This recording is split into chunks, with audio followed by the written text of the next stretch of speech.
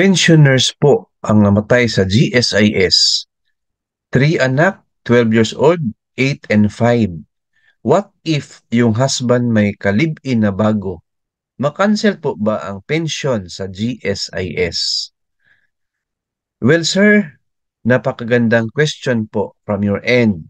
Sige po, sagutin natin ang question in a direct, concise, and with example.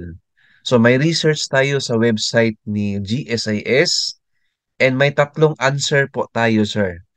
Please listen and take note. All right, let's get started. By the way, friends, ito yung first video natin sa year 2024.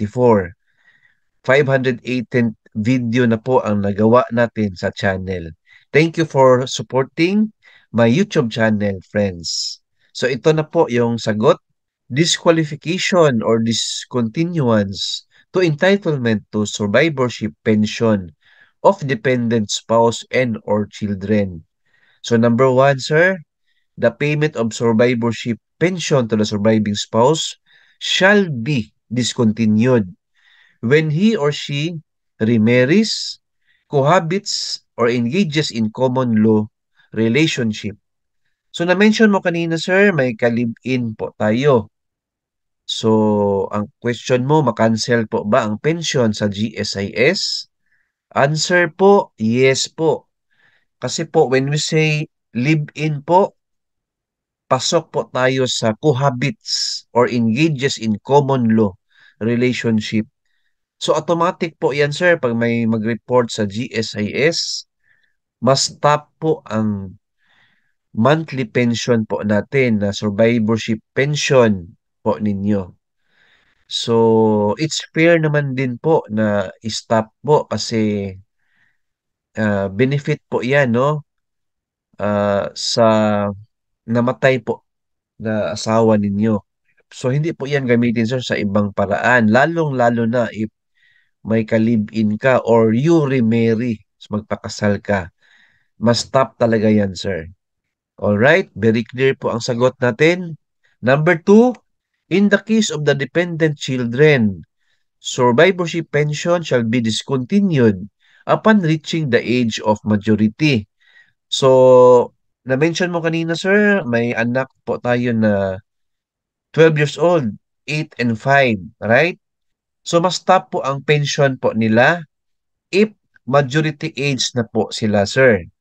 So, ano ba ang majority age ng bata? So, according sa research ko sa website ni GSIS, for pensioners under Republic Act 660 and PD 1146, ang majority age po ng bata is over 21 years of age po. Ibig sabihin 22 and above. For pensioners naman under Republic Act 8291, over 18 years of age po, meaning 19 years old and above. So stop na po 'yan, no, yung pension po nila. Kasi nasa majority age na po. So hope na nag-take note kayo, sir. So merong dalawa na majority age, no? For pensioners under Republic Act 660 and PD 1146, 22 years old and above. Majority age na 'yan. For pensioners under Republic Act 8291, 19 years old and above. Alright?